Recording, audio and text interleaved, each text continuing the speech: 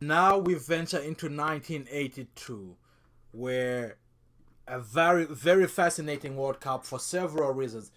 For starters, up until now, the World Cup has been for the past over 50 years. Since the beginning, the World Cup has been designed for 16 teams. This is the first time that the World Cup expands to 24 teams in 1982.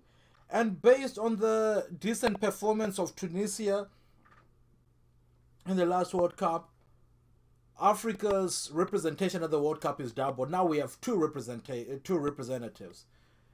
Cameroon and Algeria qualified this time, right? Cameroon for the first time. In fact, Algeria also for the first time. But you can tell here the early dominance of North African teams in the World Cup, right? Because compared to this is just the second sub-Saharan African country Cameroon is, but we're already at the fourth North African team, right? Which, think about it, there really isn't a lot of North African teams right now. The only one that's left maybe is Libya. That's the only one that hasn't qualified at this point. But anyway, Cameroon is in Group A, where they are playing against Peru, Poland, and Italy.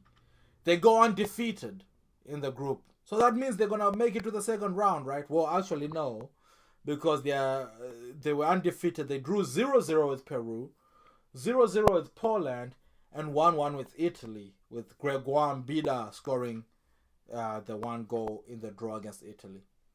So although they had a goal difference of 0, Italy had also drawn 3 times, but had a better goal difference. Cameroon was eliminated. Now this was especially harsh because in that match against Peru that they drew 0-0, Roger Milla, right now remember that name, Roger Milla, had a goal wrongfully disallowed for offside. So that was tough, but Cameroon had entered the chat now, right, in 1982. The second incident involved, then Algeria's run is actually the stuff of legend and really changed the way the World Cup is held going forward. 2 with West Germany, big team, Austria, also solid, and Chile, who are no pushovers. They had just hosted the World Cup in the 70s. So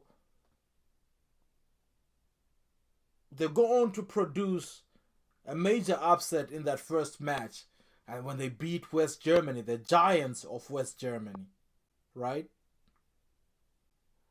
Then, and the goals in that match were scored by Rabah, Majer, and Lagda Belumi. They lost their second match 2-0 to Austria, right? Then they produced another surprise when they beat Chile 3-2 in the final game. Now the day after that, so now they've won 2 matches. The day after that was the final group game, which was going to be between West Germany and Austria, right? Knowing that a 1-0 or 2-0 win for West Germany would result in both European teams, West Germany and Austria, qualifying at the expense of Algeria on goal difference. So West Germany scores after 10 minutes, and then both teams appear to pass the ball aimlessly around for the remaining 80 minutes. This is known as the Disgrace of Dijon, right? Because that's where the match was played. But Shingi, what do you mean the Disgrace of Gijon? How do we know for sure that this was a collusion? Here's a comment from the Scottish ref who was reffing that game. It changed football forever. What happened that day embarrassed the organizers of the World Cup so badly, they changed the rules to make sure it would never happen again. They couldn't risk putting on another game that was remembered as so notorious. And I'll tell you what the changes were shortly. Again, after Horst Rubesch, the German, scored the decisive goal after 10 minutes, the following 80 minutes were played out at a snail's pace. The game was characterized by neither side attempting to score, content to pass around the midfield or back to the goalkeeper. Opta, right? Soccer fans will know what Opta is. They keep the statistics of what happens in the games. Have kept statistics for every game, every World Cup match since 1966. And in this match, they are telling. There were 3 shots in the whole game. None on target outside of the goal. West Germany made 8 tackles, or 1 every 6 minutes. Both sides had an overall pass completion ratio in excess of 90%, a rate that is rare today for even the best and was unheard of in those days. Austria had a 99% success rate with their passes in their own half, and West Germany was at 98%. Insane numbers. The performance was widely deplored by all observers. The Spanish crowd was yelling "Fuera! Fuera!", which is out, out, while angry Algerian supporters waved banknotes at the players to suggest that the game was fixed.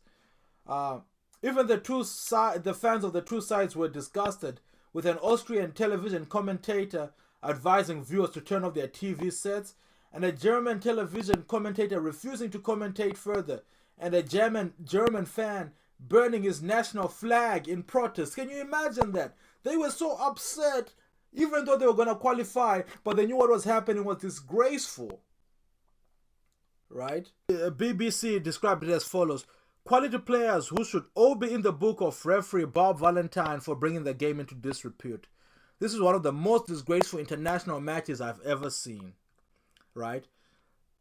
In German, this moment is known as the non-aggression pact of Gijon, which is a shout out to World War II politics, right?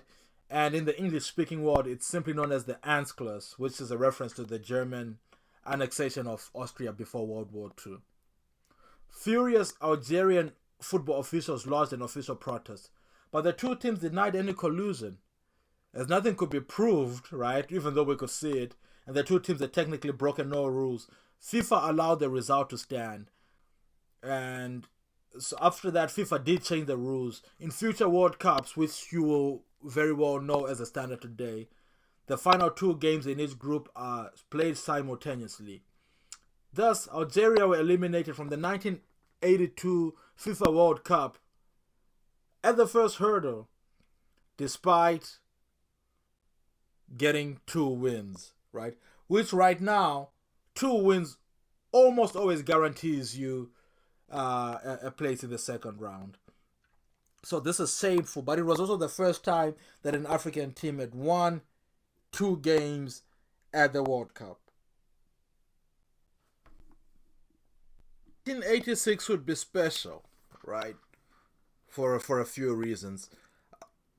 Remember, beginning in 1982, the World Cup had been expanded to 24 teams, okay? So, to qualify for the second round would be making it to the last 16 for the first time ever in the history of the World Cup. And fascinatingly, in the qualifiers, 4 North African teams had made it to the final qualifying round: Algeria, Tunisia, Libya, and Morocco.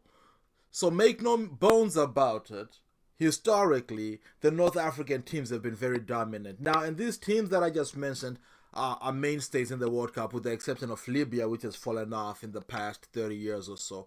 But at the time, so those 4 had made it to the final round of the qualifiers. And ultimately, Algeria beat Tunisia to qualify. Then Morocco beat Libya. So it was Algeria and Morocco at the World Cup. So we've seen Algeria, Morocco, Tunisia, and Egypt at the World Cup already. And as for Sub-Saharan Africa, we've just seen the Zaire and Cameroon at this point. Now, that would change later, even though the North African teams have continued to perform very well. But a lot more Sub-Saharan African teams would also get involved. That dynamic that I'm establishing is also very important when, again, to emphasize there's only 6 or arguably 7 North African teams, right? So the fact that 4 of them have made it, while there's 2 out of more than 45 Sub-Saharan African countries, right, have only made it at this point. It's a pretty fascinating dynamic at this point. In any case, so Algeria and Morocco go off to the World Cup. Morocco draws with Poland 0-0, draws with England 0-0, and then defeat Portugal in the 3rd game. Right? Incredible. And they become the first ever team to go to the second round. Now, Algeria doesn't have that much luck, but in any case, it's important to emphasize here Morocco becomes the first team to make it to the second round, to the last 16 of the World Cup. It won't be the last time that Morocco makes an African record or makes a World Cup record as far as African teams go. So in the second round, they ended up facing West Germany, and while the Moroccan goalkeeper Badou Zaki played excellently and kept them in the game with a series of excellent saves, German legend who had come in as a sub in Gijón, Lothar Matthaus, right? Contemporary fans maybe even be familiar with him. He played right up until the early 2000s, I believe, and came in the 87th, came in and scored in the 87th minute, and West Germany won 1-0 and went on to play in the finals of 1986 again, before they lost to Maradona and the Argentinians. Six had been groundbreaking for African football and for Morocco, with them qualifying to the round of 16, the second round. 1990 would go even a step further.